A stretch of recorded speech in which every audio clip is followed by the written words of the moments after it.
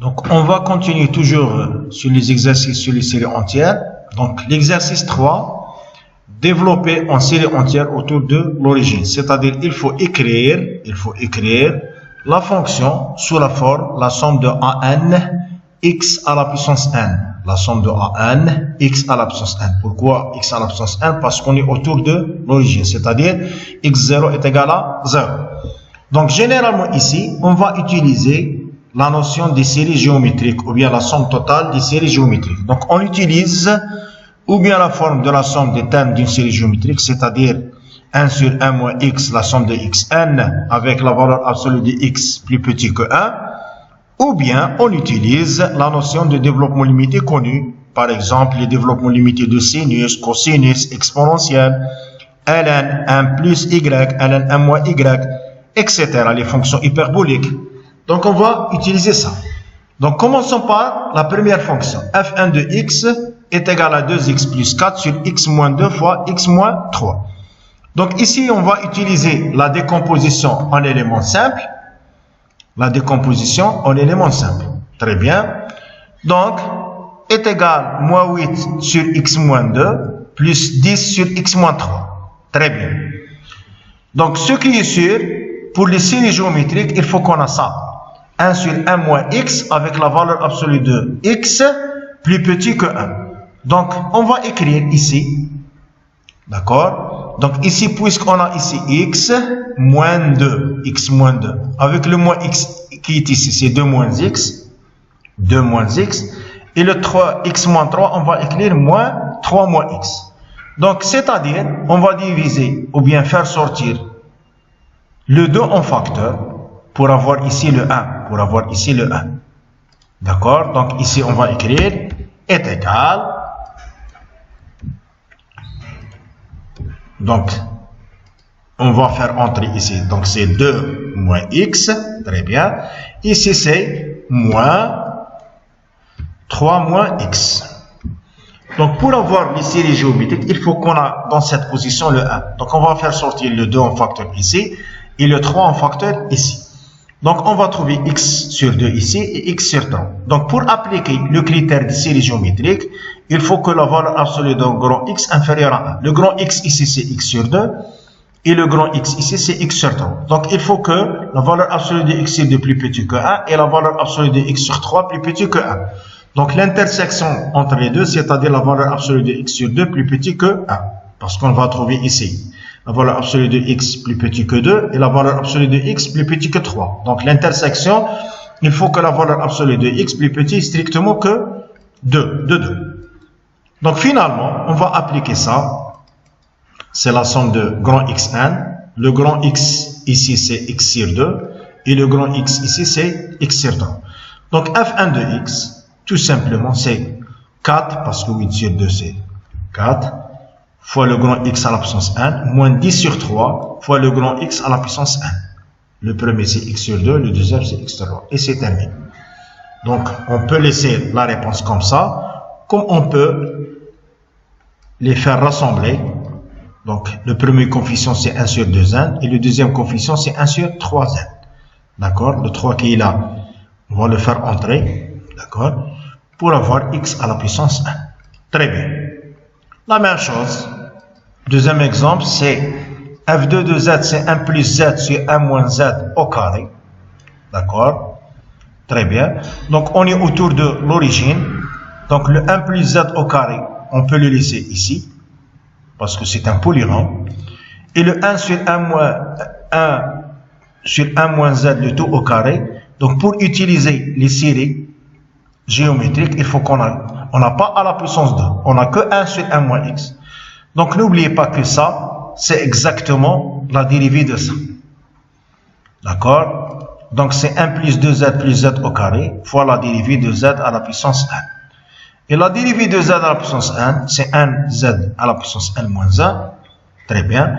Faisons un changement de variable. On va changer le n plus 1, le 1 par 1 plus 1 pour trouver z à la puissance 1. Et on va distribuer. Finalement, on a la première somme. 1 plus 1 z à la puissance 1. La deuxième somme, 1 plus 1 à la puissance z, 1 plus 1. Et la dernière somme, c'est 1 plus 1 à la puissance z, 1 plus 2. Faisons un changement de variable pour rassembler les sommes. D'accord? On va laisser le premier comme ça, parce qu'il commence par 0 et on a z à la puissance 1. Ici, il suffit de mettre z à la puissance 1, mais la somme commence par 1. Et là, l'autre, on va changer 1 plus 2 par 1, et la somme devient commencer par 2. Très bien. Donc, ici, n'oubliez pas, si on va remplacer 1 par 0, on va trouver 1. Donc, le voici, c'est-à-dire le terme qui est là, c'est pour 1 est égal à 0. Donc, la première somme commence par 1, plus le premier terme. Et la deuxième somme, on va la laisser commence par 1. Et la dernière somme, on va faire un changement de variable. Parce que si n est égal à 1, le coefficient qui est là est égal à 0. C'est-à-dire c'est un terme qui est nul. Donc, on peut rendre la somme, au lieu qu'elle commence par 2, elle commence par 1. Finalement, on a le résultat suivant. D'accord? C'est 1 plus 4 fois la somme de nzn. Et c'est terminé. Parce que ici, on a plus 1, et ici, moins 1, donc disparaître. Donc, on a développé F2 sous la forme série entière. Troisième exemple. Donc, ce qui est ici, on va utiliser les développements limites. Donc, sinus x, sinus hyperbolique x, le tout au carré. On utilise l'équation de l'air. Sinus x, c'est exponentielle ix moins exponentielle moins ix sur 2i. Et le sinus hyperbolique, c'est exponentielle x moins x sur 2. Multiplions les exponentielles. Donc, premier exponentielle, c'est exponentielle 2x fois 1 plus i. Deuxième, exponentielle 2x fois 1 moins i. Le troisième, c'est exponentielle moins 2x fois 1 plus i. Et le dernier, c'est exponentielle 2x fois 1 moins i. Très bien. Donc, n'oubliez pas qu'on a le développement limité de l'exponentielle. On va l'utiliser ici. Donc, exponentielle alpha, ou bien grand X, c'est x à la puissance n, sur 1 factoriel. Le grand X, le voici, 2x fois 1 plus i. Donc, 2 à la puissance n, x à la puissance n, 1 plus i à la puissance n. C'est le premier facteur. La même chose, deuxième facteur, 2 à la puissance n, x à la puissance n, mais ici, c'est 1 moins i à la puissance n. Troisième facteur, on a le moins 1. Moins 1 à la puissance n, 2 à la puissance n, x à la puissance n. La même chose ici, si on va multiplier par moins. D'accord? Donc ici, c'est moins. D'accord? Donc, on a deux types de sommes. Voici la première somme, 2 à la puissance n, x1 sur 1 factoriel, qui est la même ici, sauf qu'on va multiplier par moins 1 à la puissance n. Et le même coefficient, 1 plus i à la puissance n, 1 plus i à la puissance n fois 1 moins i à la puissance n. Très bien. Donc, entre les deux sommes, il ne reste que les d'indices pairs. Pourquoi? Parce que moins 1 à la puissance 2k plus 1, moins 1 à la puissance 2k plus 1 est égal à moins 1, Et ici, on a le signe plus, et ici, on a le moins, c'est-à-dire elle va disparaître. Donc, qu'est-ce qu'il nous reste? Il nous reste que les indices pairs. C'est-à-dire n est égal à 2k. Donc, on va remplacer le n par 2k, d'accord? Et on a deux fois la somme, parce que c'est la même somme qui est ici. La première et la deuxième, c'est la même. Donc, voici le 2, deux fois la somme, sur 4 qui est là, Donc, on a remplacé les n par 2k. Mais, le 1 plus i à la puissance 2k, le 1 plus i à la puissance 2k, plus 1 moins i à la puissance 2k est égal à quoi? C'est 1 plus i à la puissance 2 à la puissance k, plus 1 moins i à la puissance 2 à la puissance k. Ça, c'est exactement 2i. Et ça, c'est exactement moins 2i. Donc, c'est 2i à la puissance k, 1 plus moins 1 à la puissance k. Donc, ce qui est sûr, il existe des termes ici, tels que le terme qui est ici est égal à 0. Est égal à 0 si k, c'est impair. Donc, il ne nous reste que les cas pairs. Finalement, on va remplacer dans cette somme k par 2p, parce que pour k est égal à 2p plus 1, c'est nul. Donc, on va trouver F3 est égal à ça. D'accord? Donc, ça, c'est 2. Ça, c'est 2. Le voici le 2. Très bien.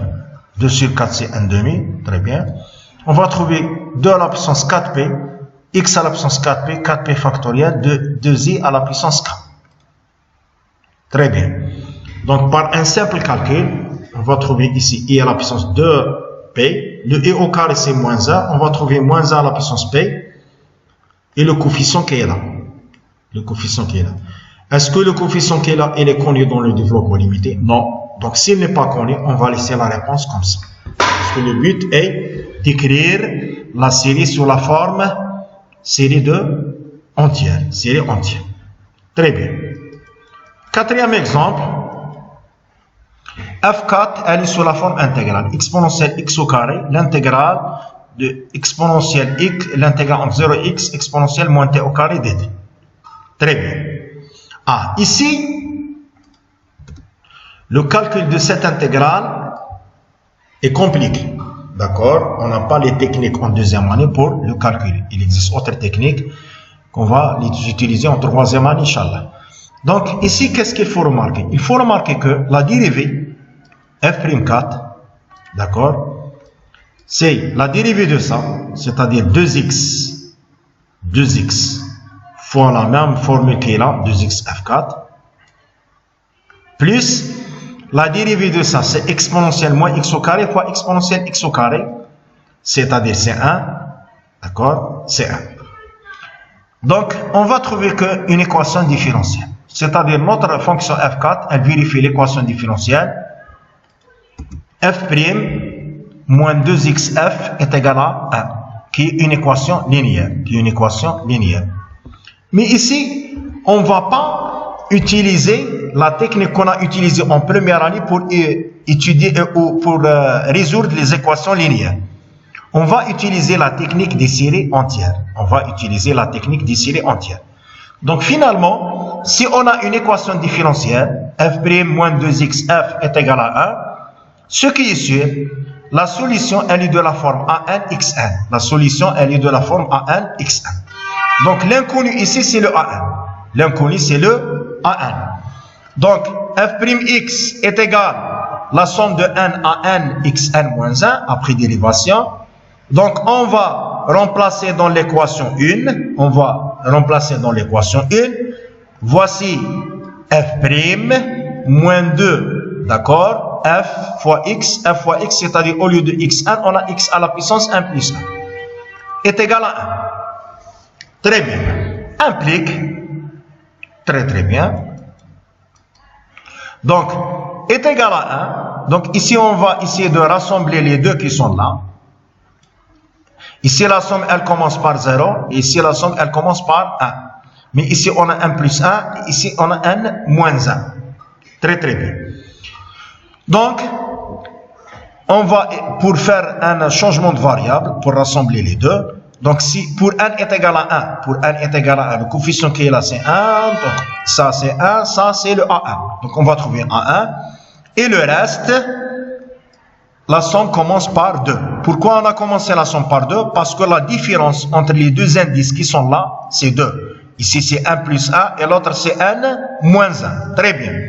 Donc, on va faire un changement de variable pour écrire x1 plus 1, x1 plus 1. Très bien. Donc, on va trouver ici n plus 2. Très bien. Et au lieu de n, on a le 1 plus 2.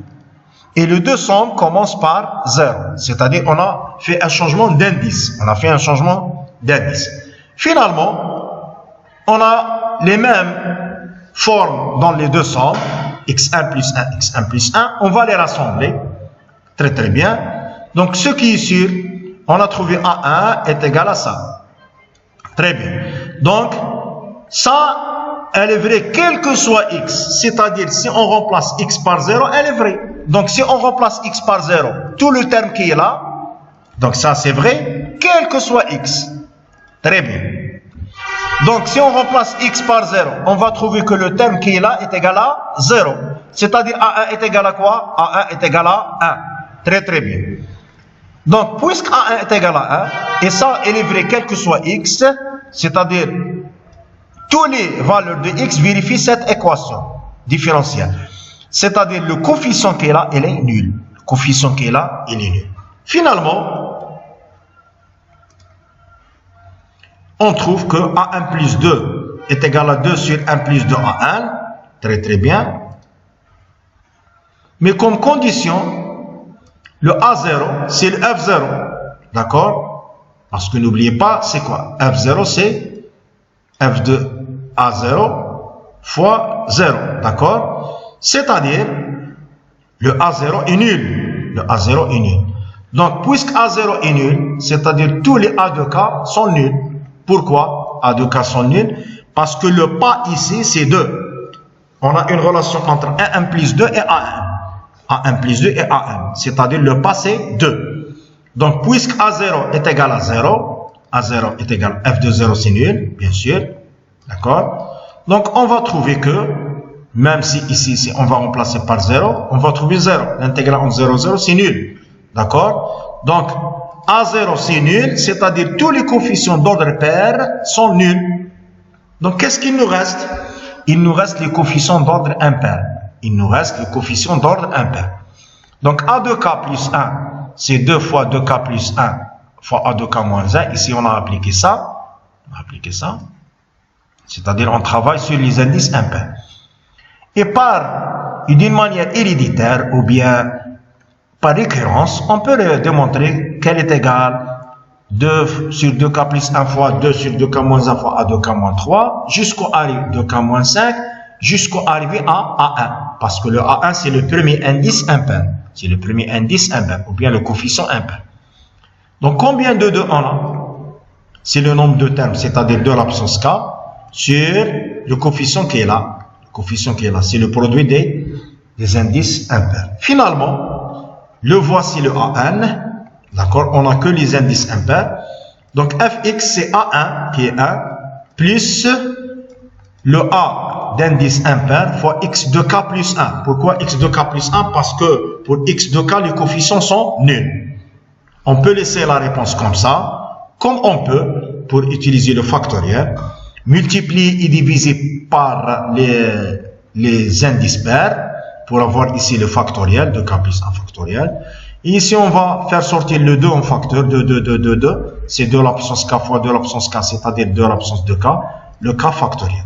Donc, voici le développement en série de notre fonction.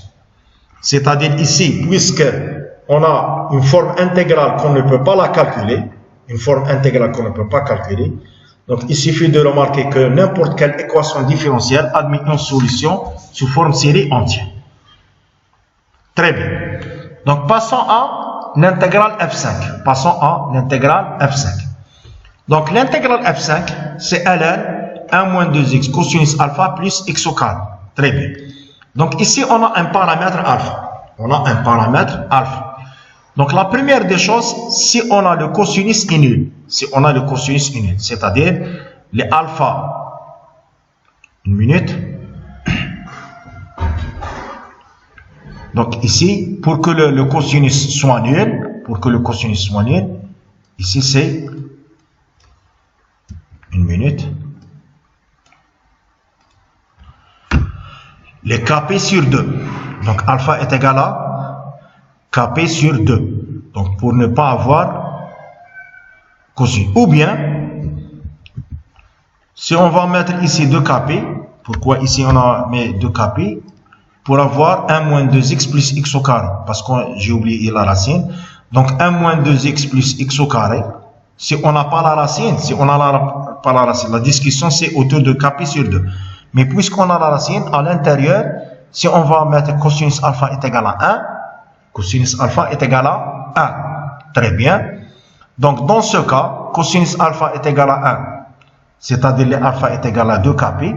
Donc, on va trouver 1 moins 2x plus x au carré, c'est 1 moins x le tout au carré. Avec la racine, c'est le 1 moins x en valeur absolue. Très bien. Donc, F5, c'est ln 1 moins x. Donc, n'oubliez pas cette formule qu'on a vue. C'est le moins la somme de x1 plus 1 sur 1 plus 1. Elle est valable ou bien converge dans l'intervalle moins 1 fermé, le 1 ouvert. Parce que pour 1, elle diverge, on trouve une série harmonique. Et pour moins 1, elle converge d'après le critère de Leibniz. La même chose, si alpha est égal à 2kp plus pi. 2kp plus pi. Au lieu de moins x, on va trouver plus x. Parce que ça devient plus. D'accord? Donc, c'est la somme de moins 1 à la puissance n, x1 plus 1. x1 plus 1 sur 1 plus 1. Ici, on a le moins 1 à la puissance n. La convergence, elle diverge dans moins 1 et elle converge dans 1. C'est-à-dire le contraire de ça. Dans 1, on applique Leibniz. Et dans moins 1, on va trouver une série harmonique. Très très bien. Donc, voici le développement. Maintenant, si on n'a pas ça, et on n'a pas ça, c'est-à-dire alpha appartient à 1, moins les kp. C'est-à-dire on n'est pas dans le cadre où cosinus alpha est égal à 1, ou bien cosinus alpha est égal à moins 1. Donc, dans ce cas, il faut remarquer la chose suivante. 1 moins 2x cosinus alpha plus x au carré, très bien, est égal, donc le 1 c'est sinus au carré plus cosinus au carré. Donc, pourquoi on a écrit ça? Pour appliquer ici le x plus cosinus alpha, si c'est x moins cosinus alpha, le tout au carré. D'accord? X moins cosinus alpha, le tout au carré. Très très bien. Donc, plus sinus au carré. Donc, finalement, ln la racine, c'est 1 demi ln 1 moins 2 cosinus alpha plus x au carré. Très bien. Donc, si on dérive, après une simple dérivation, c'est-à-dire ici, on va faire intervenir la dérivée. Donc, f' x5, c'est 2x moins cosinus alpha, c'est la dérivée de ça. D'accord? Sur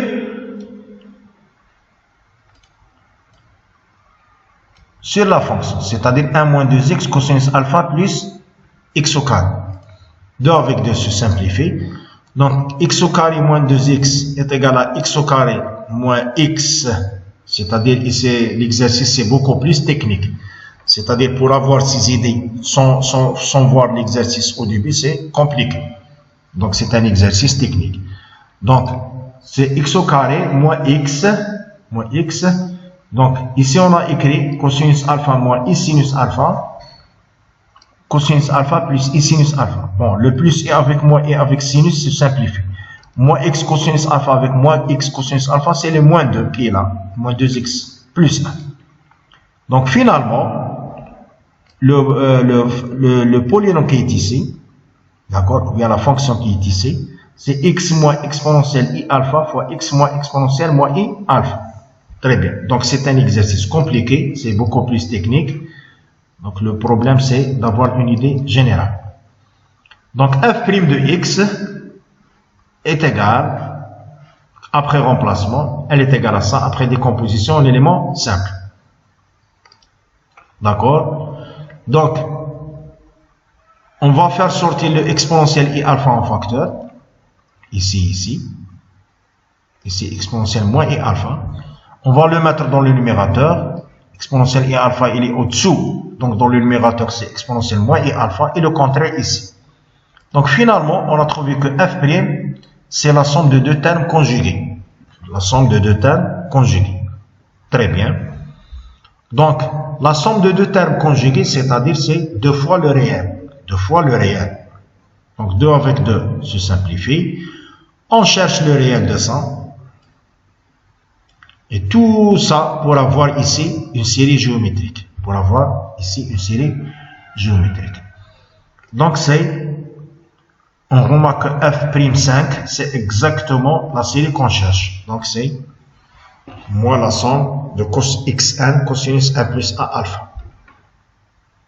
D'accord? Après un changement d'indice, c'est ça. Très très bien. Donc, f5 qui est là, f5.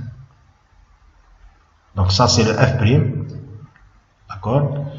Donc, on a démontré que f5 est égal à exactement ça. Donc, c'est un exercice beaucoup plus technique, c'est-à-dire pour avoir les idées, c'est vraiment trop compliqué. Donc, c'est juste, il faut faire passer les idées. Exercice, ou bien question 6. Z sinus alpha, Z au carré moins 2Z cosinus alpha plus 1. C'est presque la même chose. Donc, c'est surtout de remarquer que la chose qui est ici, c'est Z moins exponentielle I alpha fois Z moins exponentielle moins I alpha. Donc, n'oubliez pas ça si vous êtes face à un exercice. Donc, directement, on remplace ça par ça. Donc, décomposition d'éléments simples. Très bien. Donc, ici, on peut utiliser les séries géométriques directement. D'accord? Les séries géométriques. Sauf il faut que le module de Z est plus petit que 1. Donc, c'est la somme de la raison à la puissance n moins la somme de la raison à la puissance n. Donc, finalement, ça exponentielle in alpha, ça exponentielle moins in alpha. Puisqu'on a le moins, la partie réelle disparaît, il nous reste que la partie imaginaire. Il nous reste que la partie imaginaire. Donc, on peut traiter l'exercice 5 directement, c'est-à-dire de cette manière. Donc, toujours n'oubliez pas que x au carré moins 2x cosinus alpha plus 1, c'est x moins exponentielle i alpha fois x moins exponentielle moins i alpha. N'oubliez pas ça. Donc, il suffit de refaire les exercices. On passe à l'exercice 5.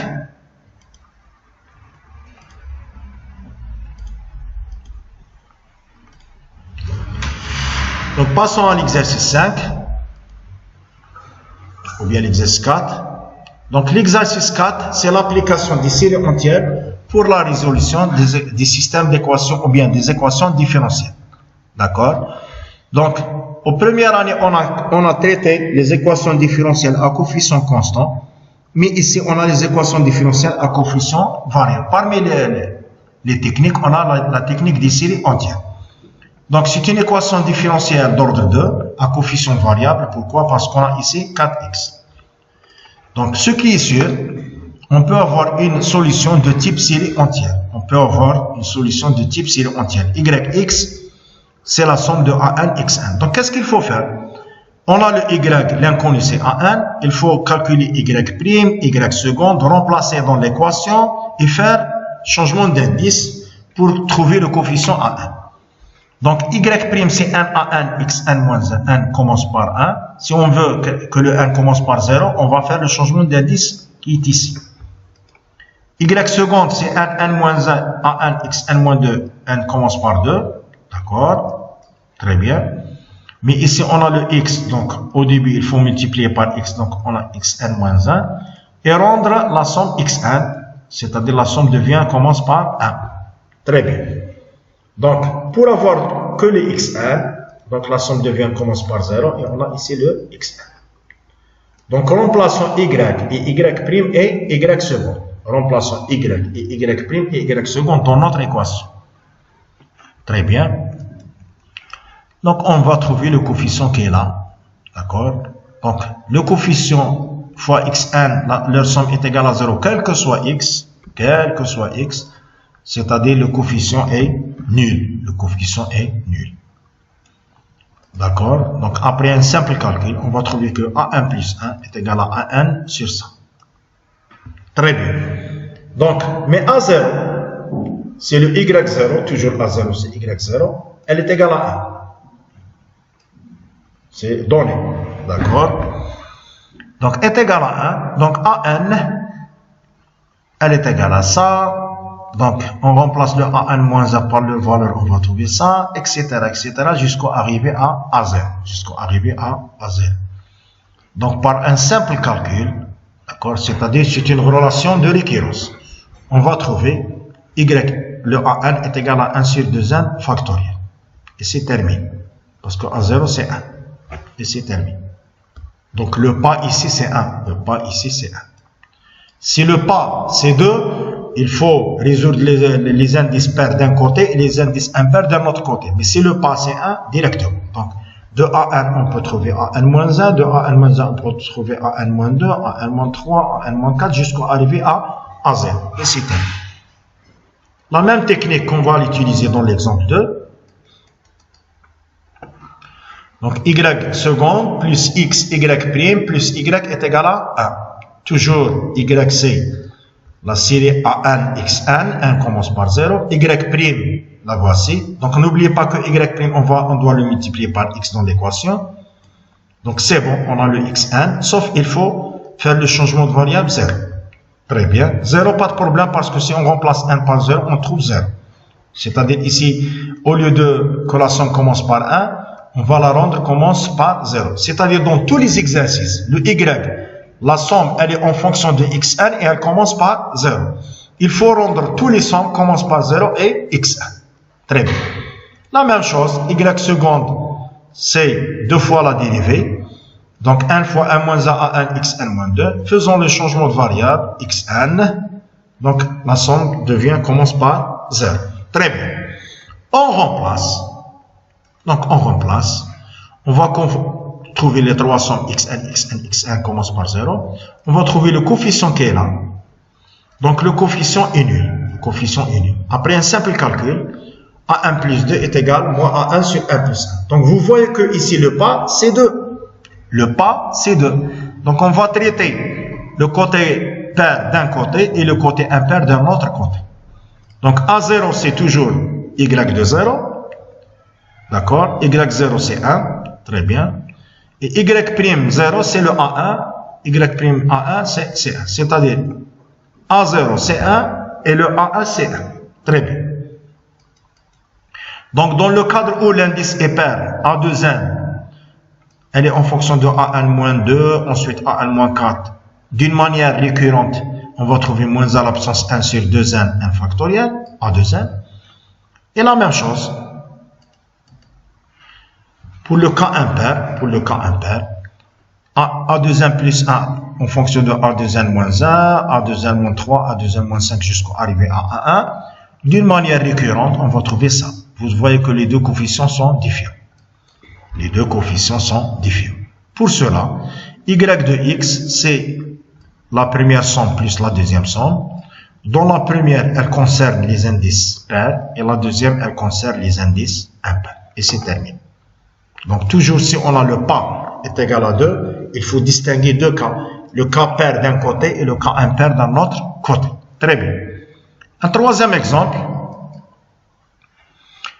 X au carré y seconde moins 2x y prime plus 2 moins x au carré y est égal à 0. Y0 c'est 0, c'est-à-dire ici on va trouver A0 est égal à 0 et y prime de 0 est égal à 1. Très bien.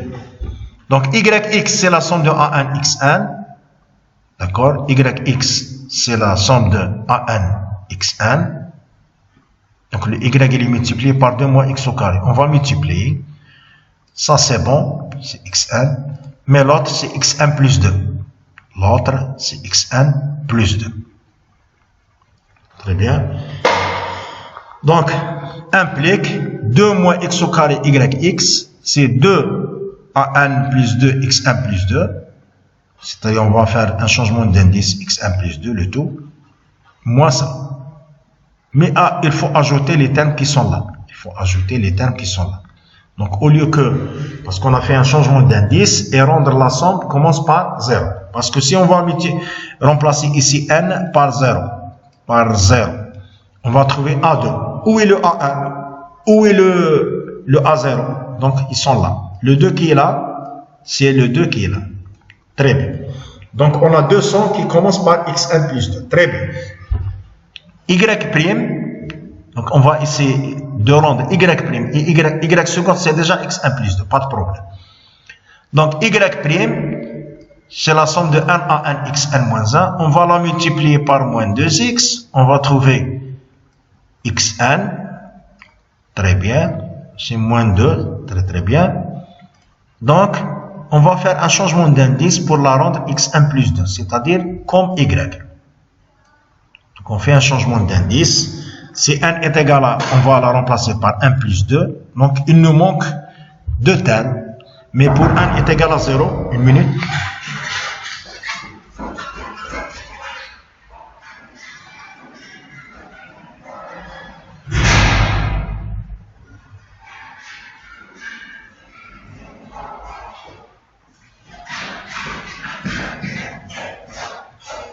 Je m'excuse.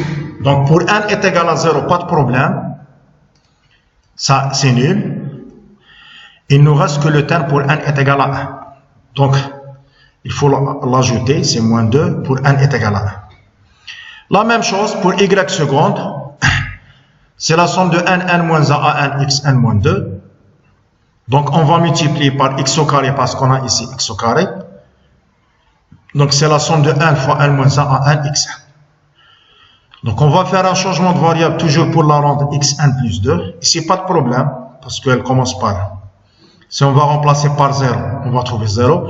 Ici, on va remplacer par 1, on va trouver 0. Donc, vous voyez que soit y, soit y', soit y seconde, tous les trois termes sont en fonction de xn plus 2.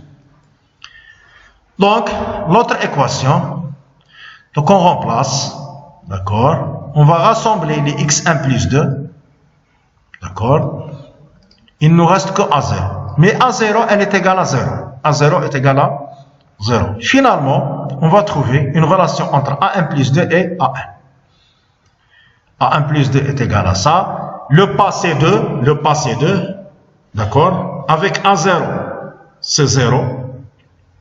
C'est nul. Donc A1 est égal à 1 et le A2 est égal à 1 demi par cette formule. D'accord? A2 est inconnu. On n'a pas le A2. Pourquoi on a écrit ça, les quatre premiers termes? Parce que la somme, elle commence par, on a xn plus 2. Xn plus 2. Très bien. Donc si n est pair, donc A2P, on n'a pas une relation entre, parce qu'on a ici quelque chose 1 supérieur égal à 3. D'accord? On n'a pas une relation entre A2 et A0. Pour cela, on a défini A0 et le A1 et le A3 et le A2. Donc les autres termes, c'est suivant cette relation qui est là. Donc A2P, c'est A2P moins 2, c'est ça. Donc est égal, etc. Donc c'est A2P sur 2P moins 1 factoriel. Et c'est terminé. D'accord? Pour la même chose, pour n impair, donc A2P plus 1 est égal à ça. D'accord? Par un simple calcul, on va trouver 1 sur 2P factoriel. Très bien. Donc, on va distinguer deux cas. Donc, A0, n'oubliez pas que c'est 0. D'accord? Donc, la somme y de x, c'est la somme côté impair plus la somme côté pair. Sauf ici, il faut écrire A2. Elle est en fonction de A2. Le résultat, parce que le A dans cet exercice n'est pas connu. Donc, si on va laisser cette solution comme ça, c'est juste. Mais, si on remarque, c'est beaucoup plus mieux que de remarquer que ça, c'est exactement le cosinus hyperbolique fois x. Parce que si on va faire sortir le x qui est ici à l'extérieur, on va trouver x de 1 sur 2 factoriel. C'est le cosinus hyperbolique. Et la même chose ici, d'accord? Si on va multiplier par, on va faire sortir le x en facteur, on va trouver x 2n moins 1 sur 2n moins 1 factoriel. C'est le sinus hyperbolique. Et c'est terminé. Le dernier exercice, c'est vraiment très technique. Donc, soit la fonction f de x, c'est l'intégrale entre 0 et pi sur 2. L'intégrale entre 0 et pi sur 2. Pi sur 2. L'intégrale ln 1 plus x sinus t au carré dt. Très bien. X entre moins 1 et 1, et le in, notre intégrale, c'est l'intégrale de sinus t à la puissance 1 entre 0 et pi sur 2. Très bien. Donc, la première question, calculons la valeur de in. Donc, généralement, si on a le in, il faut utiliser l'intégration par partie. L'intégration par partie. Donc, on va prendre u, c'est sinus t à la puissance n moins 1. D'accord? Et v' ou bien dv, on peut écrire ici v'.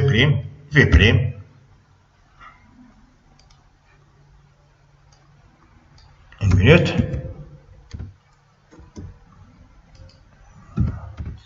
C'est sinus t dt.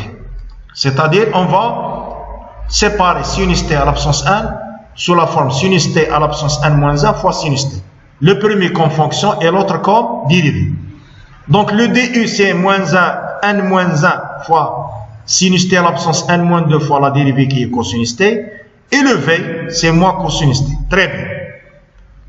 Donc, pourquoi, la question ici, pourquoi on n'a pas utilisé que ça, c'est la fonction, et l'autre comme dérivé? L'autre comme dérivé, c'est-à-dire le 1, pour ne pas avoir le t. Pour ne pas avoir le t. Parce que si on va utiliser v' comme 1, on va avoir le t. Très bien. Donc, en remplaçant, on va trouver le premier terme qui est là. Après remplacement, la valeur de ce terme c'est 0, parce que sinus 0 c'est 0 et cosinus pi sur 2 c'est 0. Et l'avantage qu'on a, on va trouver cosinus ici et cosinus ici. C'est le cosinus au carré. Cosinus au carré c'est 1 moins sinus au carré. Très très bien. Donc après un simple calcul, on va trouver que I1 est égal à 1 moins 1 l'intégrale de sinus t à la puissance n moins 2, d'accord, moins n moins 1 l'intégrale de sinus t à la puissance n, sinus t à la puissance n. C'est-à-dire, c'est la première intégrale qu'on a commencé. Finalement, on a IN, c'est n moins 1, IN moins 2, moins n moins 1, IN. On va faire passer le terme qui est ici à gauche. On va trouver IN, c'est n moins 1 sur n et n moins 2. Tous les intégrales de ce type, on va utiliser l'intégration par partie et trouver une relation soit entre IN et IN moins 1, IN et IN moins 2. Par exemple, ici, c'est entre IN et IN moins 2. Très bien. Donc, pour trouver la valeur de IN, puisque le pas c'est 2, on va calculer I0 et I1. D'accord? On va calculer I0 et I1. Très bien. Donc, I0, pas de problème. C'est l'intégrale de dt entre 0 pi sur 2, c'est pi sur 2. Et le I1, c'est l'intégrale de sinus t dt entre 0 pi sur 2 qui est égal à 1. Très bien. Donc, on va distinguer deux cas. Pour n est égal à 2p. Pour n est égal à I2p. Il est en fonction de I2p moins 2, I2p moins 2, I2p moins 4, I2p moins 6, jusqu'à arriver I0. Donc, par un simple calcul, on va trouver la valeur qui est ici, c'est technique. Et la même chose, I2p plus 1 est égal à ça. D'accord? Très bien. Deuxième question, déterminons le développement limité de ln1 plus i et donnez son rayon de convergence. C'est très simple. Donc, ln, n'oubliez pas que 1 sur 1 plus i, 1 sur 1 plus i, c'est la somme de moins 1 à la puissance n, moins 1 à la puissance n et n. On peut écrire directement le résultat parce qu'on a déjà utilisé le ln1 plus i. Mais la preuve, elle est comme ça. ln1 plus i, d'après, est égal, normalement, on va écrire ici le facteur qui est là, ln moins u, très bien, moins u. Donc, la raison, c'est moins u. D'accord? On va trouver moins u à la puissance 1, c'est-à-dire moins 1 à la puissance 1 et la puissance 1. Elle converge, c'est la valeur absolue de u inférieure à 1. Et le ln1 plus i, c'est l'intégrale de ça. Donc, on va trouver la somme des intégrales, c'est-à-dire l'intégrale de la somme entre 0 et u. C'est le théorème de continuité des séries entières. Donc, après un simple calcul, voici la preuve pourquoi ln1 plus i, c'est la somme de moins 1 à la puissance 1 et la puissance 1 plus 1 sur 1 plus 1. Donc, si on est dans un examen, on écrit directement la réponse, c'est juste. Mais le rayon de convergence, c'est 1, d'accord? Parce que la limite, même d'après ça, c'est 1, d'accord? Même la limite de A1 plus 1 sur A1, c'est 1, 1 sur 1, c'est 1.